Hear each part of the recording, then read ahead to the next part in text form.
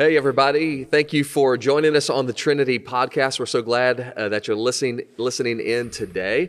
And my name is Daniel Riddick. I'm one of the pastors here at Trinity. And as we're recording this, so I guess everybody's listening to it a week later. Yeah. It's kind of a spring break podcast in Northeast Florida. This is spring break. So Joel, who's our regular host, is out with his family today, but I am joined, as always, by our pastors, Daniel Warren, Tommy Carr, and Pastor Tom Messer. And guys, we're going to begin a conversation and dive right into it today that is, I think, a two-parter, and maybe we'll hit one part this week in our discussion, and then we'll dig into part number two next week. But certainly, I would assume for the majority of those listening to us today, and then I know for us as pastors in church ministry, from time to time, you'll hear people who are connected, at different levels within a church. They'll come and they'll have a kind of a challenge. Maybe it's a frustration. Sometimes these are common things people say when they're thinking about leaving a church, and they'll say something like this. And these are the 2 points that we're gonna discuss. One they'll say is this: I'm really struggling to connect at church. And they may phrase that all kinds of ways. I can't make any friends. I'm not sure what my place is, but I'm really struggling to connect. I know all of us have been doing pastoral ministry for a long time. I'm confident we've heard that kind of comment or conversation dozens of times.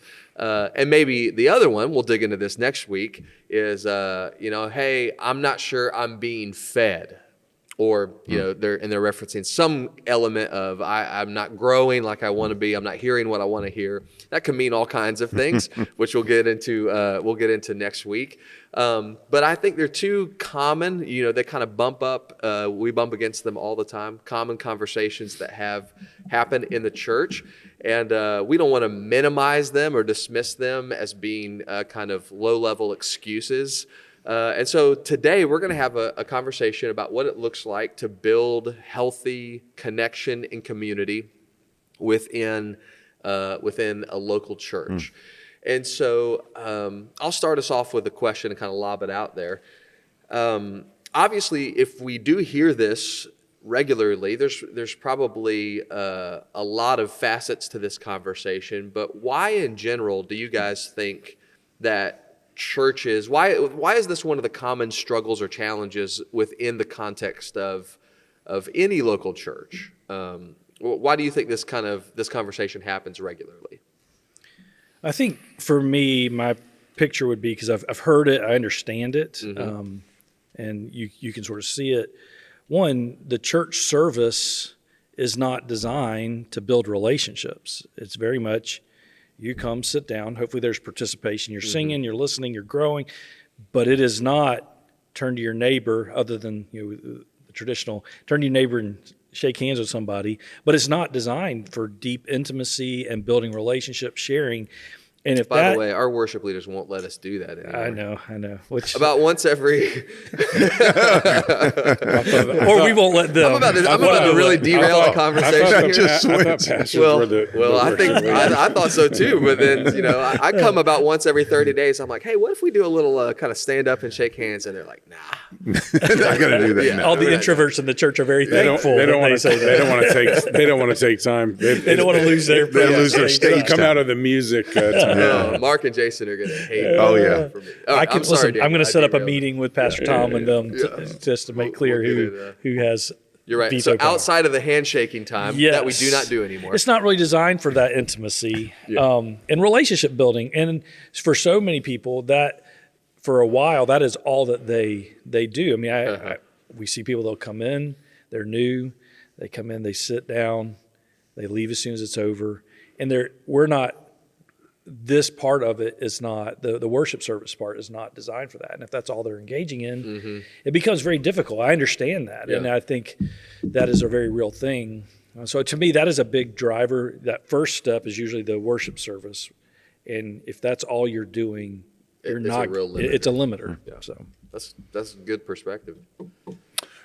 Let me say this, because I think it'll help a little bit. I think oftentimes when people, and this is an experience, people will it's hard for people to express why they feel disconnected at church. So they come up with a reason, and I think a lot of times there's probably a reason underneath it. And I think sometimes it's even multiple reasons that they're having a difficult time wrapping their mind around. And I think there's this idea, and this gets into both the topics that you raised, that they're not convinced that they need institutional church. And that in the question we're talking about today, I don't feel connected. If I don't feel connected, then I don't need church. Right. And they're actually trying to distance themselves. I think we have done a better job, not because we don't have areas we can't improve, and I'm certainly not implying that we are. In articulating vision, I think we've taken a strategic move to talk about what a member's responsibility is, and again, I'm not being defensive. I don't want that to come across, but the old thing was, hey, you come to church, and in our context, find a Sunday school class. You're going to go to Sunday school class where people are like you, and you're probably going to make friends. In the new context, we've learned that serve teams, small groups, which could entail Sunday school classes as well, are critical, not because you only build relationships there, but you actually have a way to get involved. And you build the relationships through serving. You build the relationships by being in, we say now, circles, not rows, or whatever, however we describe it. And we're trying to force or facilitate healthy connection. That doesn't always work. And there are just some people that have a hard time connecting to other people.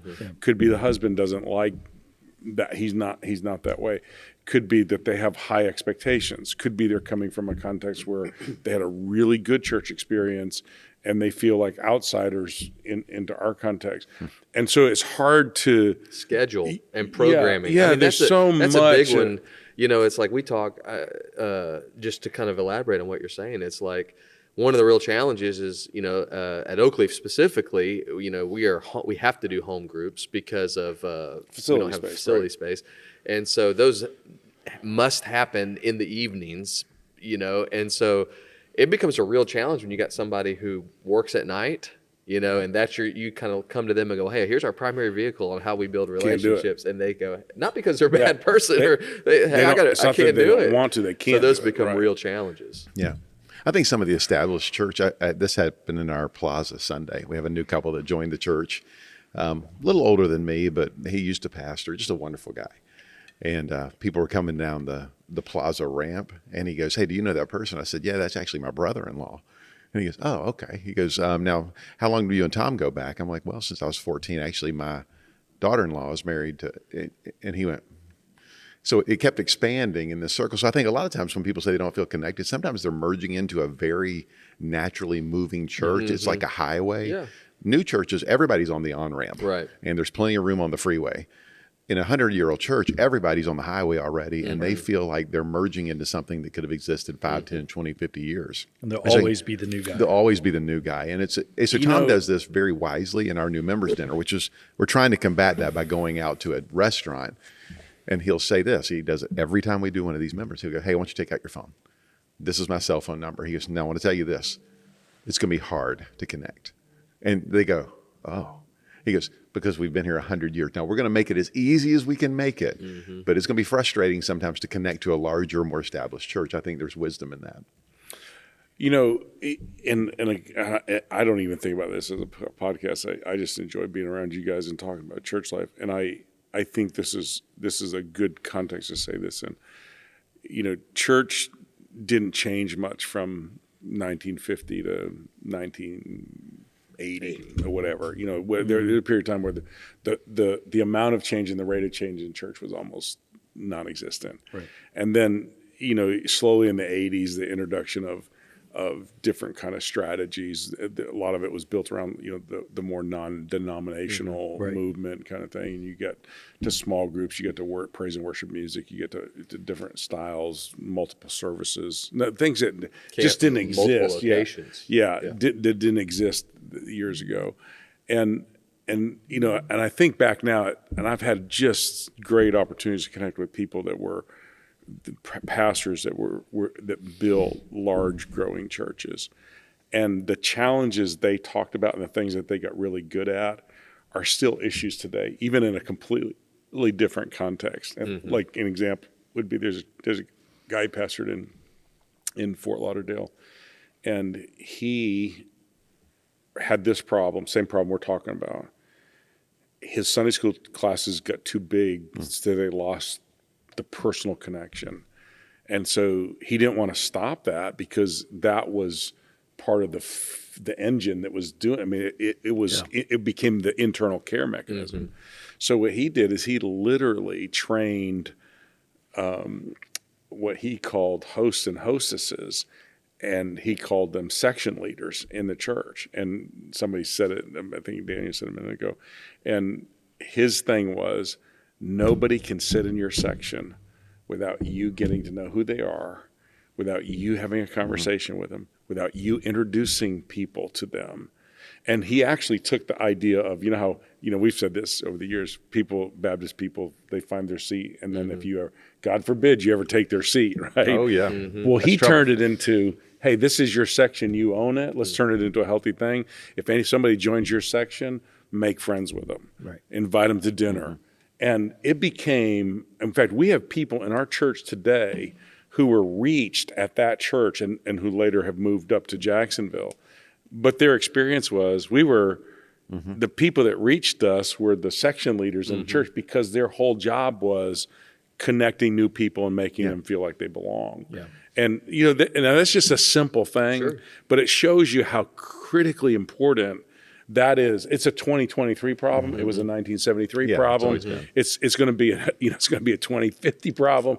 People want connection and relationship, and you just have to find ways to work through that and do it. Because it's hard. I think it's hard when you're the outsider, especially if you are not this big extrovert person. How do I break in? I really want to be part of this, but I need to be invited in.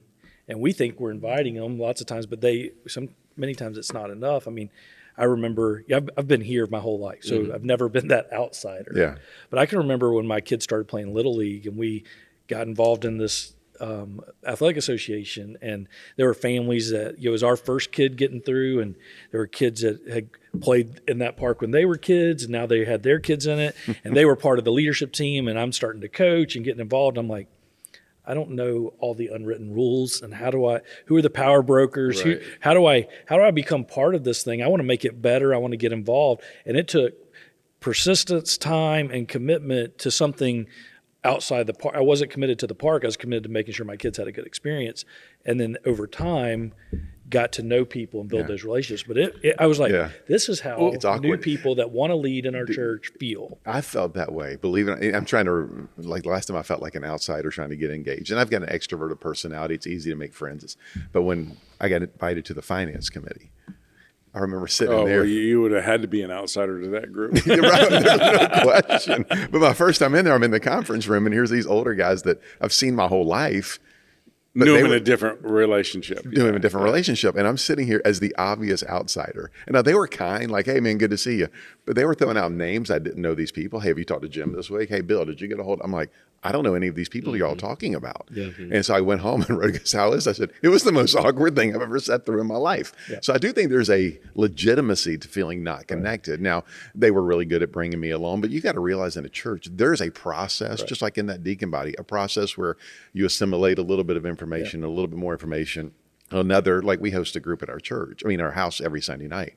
Well, it takes a little time to get to know them. And now we sit together during worship nights. And so, as a church member, the not connected, I do think there's a legitimate side where it takes time. I think we as leaders have to remember Yes. there are people sitting in our congregation every week who don't know how to break in, but they really Yes. want They to. want I agree. to. Yeah. They want know, to. And we have to be agree. really Here- sensitive to that and Here's clear. and I know you're hosting, but let me put the spin on it. Well, let me put the It's spin the on only it. time we because- can go, hey, Daniel. But I want you guys I want to hear you guys answer this. I want you to think this through. I think this would be helpful. if we're talking about, hey, people feel disconnected from church, they don't feel completely plugged in, they have a hard time breaking in, and so they're saying to us, I don't feel connected or deeply, deep relationship. So let's go to the other side of that. Is what does an intentional discipleship strategy do to help solve that problem? And again, I'm not saying I think our intentional discipleship strategy is come, grow, serve, go. So we have that intentionality. Doesn't mean that there's not weaknesses in the process or people have a hard time. But I think what happens is we take so much ownership for the experience of people that we fail sometimes to communicate, here's your role. Yeah. And so their disappointment becomes with us Yeah. That we didn't hand it to that them. we or didn't. make it happen. Yes, yeah. Well, I think, and I actually kind of I was putting a couple notes down on here, and this is kind of, tying into exactly what you're saying. There are some things, and I think it's good for us to say this, but everybody to hear this. There are some things that pastors can't do. And I think we just had a good conversation about the responsibility of the church institutionally or corporately to help create space and be intentional about facilitating programs or opportunities like the dinner, and small groups and for relationships to happen. I'll tell you one of the great tensions that I feel, and because I've had this conversation before, I'm struggling to connect on two things. One, because unless that's a real just kind of front issue for some other issue, if they're coming to me with real sincerity, I'm really struggling to connect. One, as their pastor, I really hate that, and I think that's the thing. It's like, I really feel a pain point there that, hey, this thing that we want to be happening, that we aspire to happening, at least in this person's experience, is not happening. And so that's a real kind of painful thing to hear. Sure it is. And then two, probably personality wise, I'm a fixer.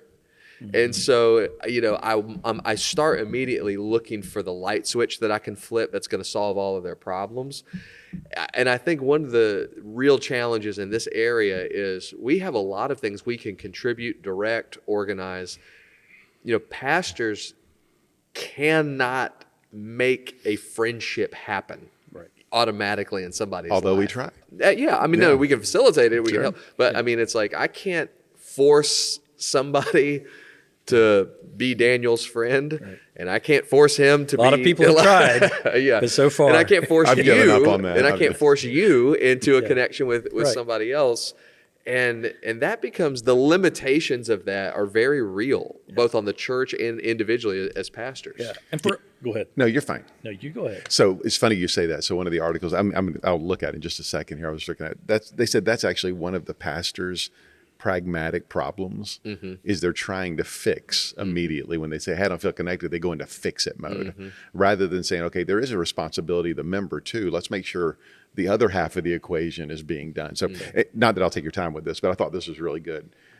This is a help for someone who's aiming to feel connected to church. So it really relies on the person that's joining into a body. Pray to be impressed with God's design in the church. Look around and see what God's doing in the church and say, man, I really want to merge into this and fix your heart. Number two, go to church on Sundays. Like, be there every time that you can be there to be. Number three, talk to 3 people that you don't know at church. So he starts putting this really emphasis on, hey, talk to 3 people you don't know. Go up and introduce yourself to them. Open your home to have somebody over for hospitality. Find opportunities to serve inside of the ministry. And once you start serving, it opens up. Pray for your pastors, deacons, and fellow church family. Talk to people about Jesus. Invite them to your church. Be content with the ordinary means of grace, and then restart this process all over. And so there becomes, I've got this heavy lean in, this will show me how I'm going to connect to them. There is a personal responsibility of the person merging into the highway as well. Put on your blinker, look in your rearview mirror. Yeah. There's responsibility. Right. Yeah. And our first step in our leadership pipeline is you have to lead yourself. And how do I lead myself? I get into a group. And then that's the first step in a pathway to becoming a group leader. I have to lead myself before I can lead others. Get on a serve team. Show up in church. I have to lead myself in these things, and then things begin to happen. And that first step is always, okay, I've been given this clear path. I have to take steps. And those steps are, for us, come together and worship, where we unite around the gospel and the mission and vision of the church. We grow together in groups. That's where relational discipleship happens. I serve together on teams, and that's where I begin to use my gifts to minister inside the church. And then we go together on mission, where I leverage my opportunities to share the gospel in word and deed. But I have to lead myself. We provide the clear path and opportunity in that discipleship pathway, but then they have to take that step. And if they're not willing to do that, I think that is the onus. If you want to know how, lead yourself and get put into these connective pathways, and then see what God's going to do. Yeah. And I think that's that first step. If I, in a perfect, and I completely agree with that. I think that hones in on and articulates what we're trying to get our discipleship pathway process to look like. If I over the years, if I could have done or could do anything differently, I think there is a gift of, and I'm not trying to make a new spiritual gift, but I think there's a gift of hospitality, and I think there's a command for it in the New Testament. And I've watched. We have a couple of them right now, and in fact, I would say this has been true about Tommy and Rhoda. I think, if you go back, there was times when they had really large Sunday morning group gathers. I mean, hundreds of people. We have some pretty big groups now still that they meet a need in there. And I know oftentimes we default to, that person is a great teacher. Right. When in reality, there's somebody, or there's a number of different people in there that are really good at hospitality. Right. And if I could do anything, I would say we've got to design places of leadership where you can put people that are uniquely gifted at that. Right. And make them connectors of people. They may not be great Bible teachers. They may not be great organizers. There may be limits. Lisa, my wife, is being more effective teaching Wednesday night and Thursday morning than she's been in years teaching on Sunday morning. She's teaching more people. Now she's got 2 groups, so obviously she get more opportunity. But the 2 dynamic changes for her have been, she got out of a Sunday school mindset. And the Sunday school mindset is curriculum's king. Right. To a more relational mindset. And then she was willing to admit, and I'm not trying to put her in any way in a bad light, that the frustrating part of class organization to her was, I can't meet all these people's needs. There's just too much. And so she intentionally turned that completely over to a team of people. There's 2 or 3 people that do Wednesday night, Amber Johnson and a few people. And then there's 3 or 4 people that do Thursday morning. Yeah. And she is not doing any of the, what I'd call the hospitality dinner. Now she participates, but she doesn't lead it. She doesn't take responsibility for it. And that dynamic of hospitality has made a much better teaching environment for her, because the people, if she showed up and didn't teach, they wouldn't care. Right. There's a need that's being met in that dynamic, and I think sometimes we overlook the hospitality side. Yeah. It's kind of the glue. Think about how much good you do with people when you're at you share a meal to them. Yeah. What was common to the early churches, they shared meals together. Right. There's things that you say over meals that you don't. Yeah. That's a powerful dynamic that we should be kind of baking into our culture, and helping people feel like, hey, that's, think of the people at your house. That makes a difference, right? Oh, it does. I mean, every Sunday night, here's where I did about 3:00. This week it was popcorn covered in chocolate. The week before it was all kind of fruits and chocolate. The week before we did a full meal. But just to see how the body changes when you get them into a home, and then they just start enjoying a meal, and all of a sudden you're starting talking life together. And that's when the church changes. So now when you go to worship, here's what they say out loud. Hey, can we sit together? And then all of a sudden you're starting. So we did it with 180 people back in the day. Well, we had 10 care groups that were ministering to 10 to 12 people in each one. That was the engine of the whole class. And then it's like, man, Tommy's really good at teaching. No, they're really good at caring. I'm just kind of the cherry on top of the cake, or maybe just the plate that the cake sits on. Because that small group, that is the distinguisher. Absolutely. Between our auditoriums and our church services and small group. Teaching happens in both. but the care, the Yeah. relational discipleship is what's happening. Two thoughts I want to follow up on this, and I think both of these will be interesting to hear your thoughts on. Tommy, you kind of alluded to it a moment ago or earlier in the conversation when you said our church is larger. Yep. Inevitably a part of, not always, because people do come at this conversation from different reasons, but sometimes church size comes into the conversation. I know all of us would quickly hear somebody say, on both sides, I was at a church before and it was too small and it was a family tight connection I couldn't break in, or they didn't, maybe it's program. My kids couldn't connect because there were no kids there. And then on the other side, you hear people say, that was too big, and I felt like I was lost, and all that kind of thing. Do you guys think church size matters as it relates to relationship and connection? I'll speak to this if that's okay, because I've been here on our Hammond campus pretty much my whole life. And we've never, it's 1,000 plus. It's been different sizes, but it's large church. So for the last 15 months, I've been at our Mandarin campus getting that out going, and we're averaging about 100 or so on a weekend. So for the last 15 months, I've been in a church of 100, and for the first time in my life, and I'm like, it is really different. It is very different. But I also, and we have people that I don't know that they feel connected, because Same problems exist. they Yeah, show same up problems right as exist. we Right. as we start the song, and they leave as soon as we say amen. Right, yeah. And it's different. It's easier to notice. Like, I know who those people are, and if you're listening, you need to. No, just kidding. No, I know who. Would you like to give names out while you're at No, it? but I recognize some of them. There is this. They have connection elsewhere. They're committed to different aspects, but it is different. And I think we have to fight. I've been in ones where, if you're not a lifelong insider, that it can be very tight family feel. I don't think we have that out at our Mandarin camp. I think we're very open, and people are so good and warm. But we still have the same problem, outsiders and not feeling connected. But, and this is really challenging. I love the conversation. And I think about what you just described. And when we sent Daniel out to Oakleaf to plant that campus, we had a good number of people from here. And a lot of them are still there. Not all of them stayed. And, They but started to hear the preaching every week. well, no, but my point is, there came a point where he settled with, hey, this is it. If we're going to have more people, we're going to have to figure out how to get new people to visit, how to get people who visit to take a step spiritually, to connect, to grow into lead. And so there's a process, and doing it with 100 people, doing it with 400 people, doing it with 1,000 plus people, it's actually the same. It is exactly the same, kind of effort. It just may look different because of scalability and size, but it's people need connection. And the problem I think we get into, particularly in modern church, is we put so much value on experience.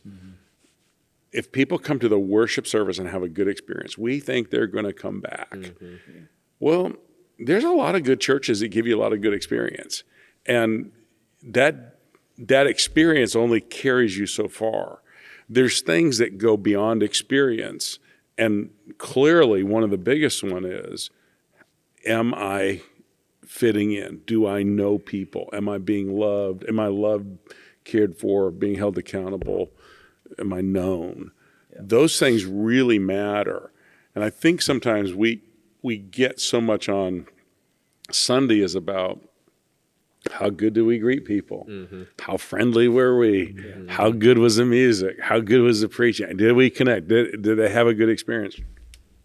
A lot of these people are like, hey, that's good. There's a lot of churches that are good. What can you do to help me?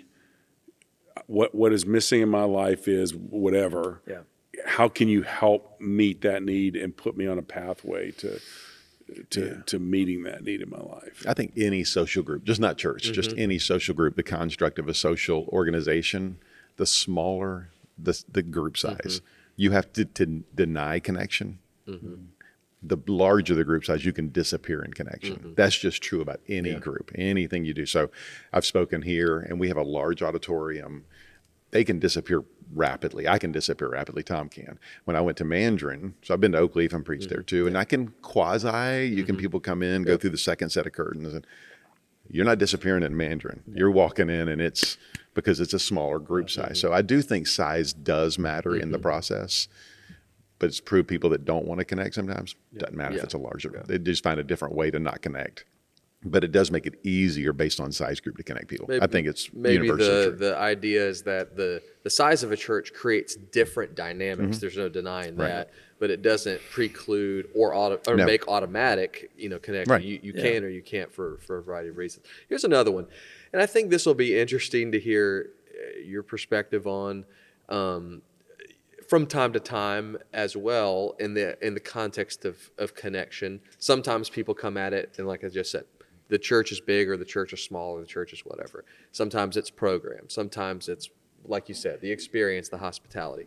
Sometimes people legitimately have a challenge in their connection because of the expectation they think the pastor should have in their personal life, right, wrong, or indifferent.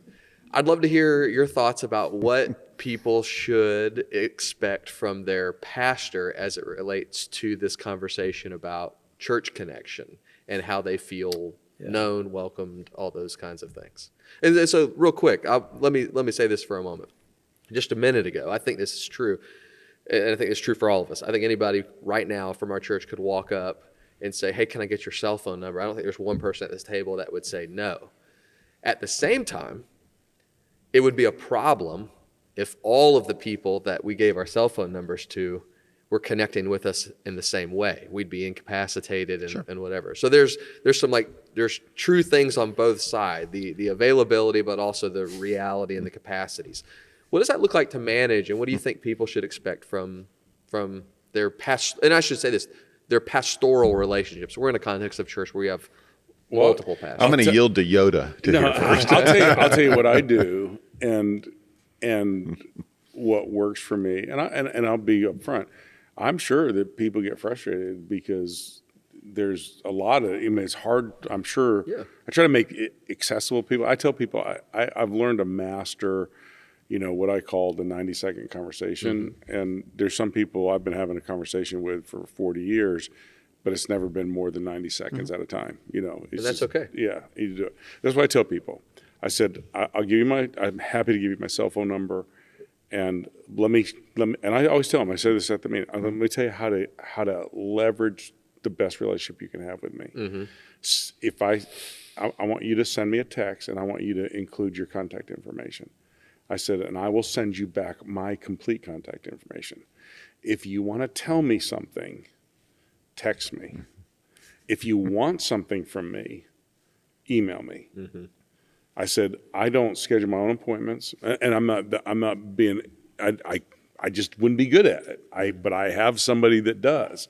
If you want something from me, in other words, if you need me to get you a resource, if you want to make an appointment to see me, if you want me to do something for you, I said, I'm not good at remembering all that, and I'm going to get so many texts, and I'll show them. I mean, I have hundreds and hundreds of texts a week. If you want to tell me something, text me. If you want something from me, send me an email, and I will automatically copy Tony, who's my admin, and she is tenacious. She sent me 4 or 5 emails at the end of the day. Did you? And she's really good at it. Mm-hmm. And sometimes she interfaces with it. So I give them a platform and a pathway to do it. I try to set the expectation that I can't do more for, I'm going to set a real expectation for them, not an artificial one. Mm-hmm. And I think where pastors get into trouble is they create an expectation, either you can't get to me at all, or I'm going to do everything for you. Yeah. And both of those are really problematic. You can't do that. Yeah. There's lots of times like people will text me and they'll say, "Hey, my wife's going to the hospital," and I will send them back a text and copy one of Bruce or somebody on our staff and say, "Hey, I'm looping in Bruce or I'm looping in Tommy, and just keep us informed what you need, and they're going to check on you." Mm-hmm. Well, now they know. I'm in the process. I'm not doing everything, but I'm in the process and do it. And then I got up this morning and I sent 4 or 5 text messages to people that I know they're going through things in their life. And I kind of sense they probably want something from me. I don't know exactly what they need, but I sent them texts and said, hey, I prayed for you this morning. If you need something, let me know. And that it's on them. It's not on me. And I try to do that every day. Yeah. There's going to be 3 or 4 people that I need to kind of touch base with. And you got to have an avenue for two-way. And if you can control it, and when I mean control it, like I honestly don't talk on the phone a lot. I used to. I don't. I do more text than email. Email is work and it's schedules, it's giving things. Text is communication. And I just kind of manage it like that. So for 30, 40 years, I was on the other side of it. So I had pastors in my life. It's been a pastor since I've been young. Daniel's been a pastor for 20 years. I've been here. You've been 10 years. I think there's 3 things that a healthy expectation would be. I think when Jesus looked at the guy and said, hey, feed my sheep, feed my sheep, feed my sheep. That's what I expect from my pastor. And I get the exact same experience as everybody else in the room. And I get the exact same experience as everybody that's online, feed my sheep. And I'm getting fed by my pastors. Second one, I think, is the friend angle. That's the one you have to manage your expectation as a church member. I've been there for 40 years to where, yeah, they're my friend, but they're going to have to be doing it in the capacity that they can because they're under big demand in different times. The third one is, okay, feed my sheep, be my friend, and manage that level of expectation. If I'm on fire, I need you. Yeah, right. And that's where I think if those 3 things are met, I'm being fed, I'm a friend at a level he can manage that. But if I'm on fire, he runs. So take it. I know Tom was really busy at the time this happened. 2003, my dad passes away, right? Well, he goes, hey, I'm on the way up there. I'm like, well, if you don't have time, he goes, no. Here's what it is. He recognized here's a church member who's on fire. And make no mistake, I was on fire. Yeah. And him walking down the hallway, he was not only a person that fed me, he was not only a friend, but he knew when I was on fire and he showed up. If you manage those, you won't be disappointed with your pastor. You really won't. And I think that's where we also have to. There's a church size dynamic. Keller, when I teach our college kids on expectations of pastor in different size churches, and that's a very real thing. There should be a different expectation because usually there's different giftings and all sorts of things and resources to meet all the needs that are out there. But that was the problem in Acts and why deacons were created. The pastoral care burden for the church at Jerusalem was more than the apostles could handle, and things were getting missed. Relationships and care and the fire situations were in a congregation of thousands was way more than the apostles could do. And so they said, hey, let's find faithful men who we can entrust this care over. So they had to make sure that the needs were met. They didn't have to meet every need. And I think that's where we have to make sure. And if I can or should, I will. But then the big thing is I want to make sure everybody should be known. Nobody's going to know everybody. And I think that's the tension as the larger the church gets. And it's one of the biggest reasons for burnout in pastors is an unrealistic from themselves or from their congregation burden of pastoral care. And Daniel, what you just said, I think it's important that we understand both sides of that the burden for care actually probably sits on both sides of that coin. Yeah. There is sometimes an unrealistic expectation about what a pastor can do for me, and that creates a tension point. The other tension point is, and maybe we don't talk about this enough, is believing that most pastors are genuine, good, godly, desirous to fulfill their calling well, is the burden that we place on ourselves, wishing we could do more than. I'll be honest with you. I have moments, even on a Sunday morning, where I look around and there's hundreds of people, and I see a person that, like you said, I've had the 90-second conversation with 25 times, and I thought, man, I really need to. I wish I was more engaged or whatever. And then you kind of you start rolling down that path, and you go, well, I can't do that. Yet there's this desire. To do more, and you have to manage that tension. Here's a couple things that, and I won't go into all who's taught me all these things, but one, I had a pastor tell me one time, don't set a goal to be the last person to leave, but stay until nobody wants to talk to you. And I can probably think 5 times in my life where I left church because I really had to go do something and probably felt a little bit like I'm getting out of here fast. Yeah. But I mean, and Lisa and I, we talk about this a lot. We're going to stay until people are done talking to us. Yeah. You know, we don't advertise that. I don't think you have to.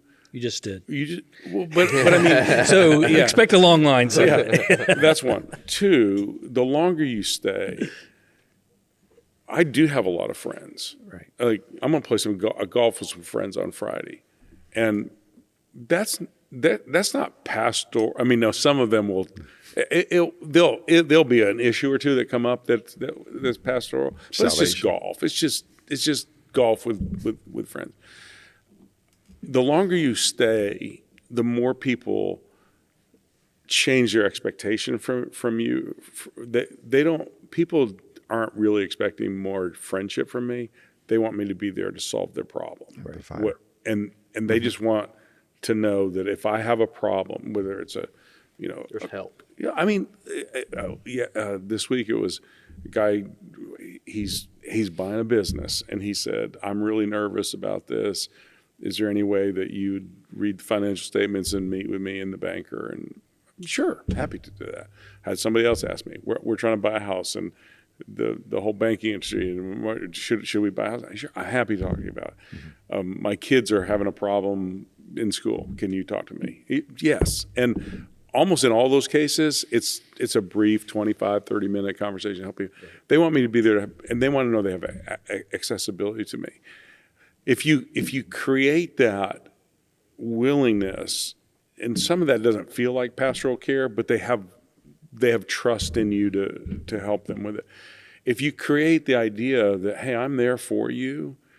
Saturday, I probably had 4 or 5 either text or phone calls from people. They're just going through things in their life. Guy said, hey, I know somebody in the church that their marriage is falling apart. What do I do? And I said, is it early stages, late stages, or after the fact? And they said, it's in the middle. So then I said, well, here's step 1. That doesn't work. Let me know. I said, I'll probably have Tommy jump in and deal with it. And I said, but I'm available if you need me to be. It just didn't sound like, it was going to get to his or my level. It was a little different. I directed them to some counseling that I thought they needed. Mm-hmm. If people feel like they have access to you, they don't have to. That's meeting the need in their life. Yeah. Now I know there are people that want more, and I get that, and you just. I always tell people, well, do you play golf, or do you, Yeah. or send me an. Yeah. I always say, send me an email, and I'll get Tony schedule us breakfast or lunch. I'm happy to do it. And I do 3 or 4 of those a week. I mean, it's just I think what's created some of that, you said that twice in your answer, which I think was really wise, is accessibility. When we started doing these dinners, some of the newer church members that are coming from a different culture or maybe from a different church cannot believe that they're going out to eat dinner with the pastor. Mm-hmm. So I finally grabbed one guy to the side, and he goes, oh, the church I came from. He goes, the pastor came out at the time to preach. He's a celebrity. He walked back off the stage. He has no contact with the congregation. Yeah. So I think, room type of what's that? That green room. Yeah, the green room, and then there's no accessibility to the pastor. There's not even a possibility of accessibility. Mm-hmm. So I wouldn't be foolish enough to realize everybody watching this podcast is at our church. Mm-hmm. And so I think if you're having really connection problems and you're in a celebrity pastor environment, that might just be the Holy Spirit not allowing you to connect to a really unhealthy area. I mean, I've got pastors that I've watched online that I thought they were tremendously good. And as they became more and more popular, they became less and less accessible, not based on time, but based on their position. Yeah. And now they have these videos of them showing up behind the scenes and, hey, I'm arriving. I'm about to come out and bless y'all. And then all of a sudden they walk out on stage and then they're whisked back off stage. Mm-hmm. And I think that is a real problem of connection, is when the pastor is no longer accessible. Like Tom says in that meeting, I love what he says. He goes, everybody always starts the conversation off, hey, I know you're really busy. He goes, I'm not that busy. Right. And I think setting the expectation, if you're in a church that you can't connect and it's a celebrity pastor environment, there might be a really good reason why you can't connect and probably don't need to connect. Yeah. I would say this, this is true. There's a balance point. Mm-hmm. you have to stop doing things other people are able to do. And that's hard. That's probably the thing I dislike the most about what I do, is that there's actually some things I really, really like. It just doesn't make a lot of sense for me to do them. You feel a lot of tension of it. But on the other hand, again, I think all these preachers have said things to me, and they're people I don't even want to quote hardly, but I'd prefer you use names. a shepherd. I prefer you don't. A shepherd Yeah. should smell like sheep Yeah. at the end of the day. Yes. And the great reward in my life is how much time do I get around people where I can have a positive impact, healthy impact in their life. And not just spiritually. It all comes back and down to that. And again, the thing on Friday, playing golf with some friends, two of them they need a little nudge spiritually. And I don't mean that if they listen to this, they're going to wonder which two of the three, but, it'll be positive, in intentionality. And I'll play golf with people that aren't in church because I want them to, want to have a platform to do it. So you have to, people matter. Ministry is about people, and you have to find ways to get around them and try to speak truth into their life. Friendship, relationship, community, it's one of the, not just the core parts of a local church, but it's one of the key areas of how God designed us to exist in Him and with each other. And like most things that are worthwhile and that build into God's design and what He's called us to do, they take work. And work on the part of the church. And I hope we talked a lot about that today, what we can do. Work on the part of pastors, and work together as part of the congregation with people to connect and build a relationship. Hey, really have enjoyed the conversation. I kind of think we kind of went all around it, which is great. And looking forward to kind of picking up this conversation again next week. Hey, if you've been joining us, thank you for listening to the Trinity podcast. We really appreciate it. And you can, as always, like, subscribe, leave a review or a comment on social media, anywhere you listen to your podcast, and we'll catch you again next week.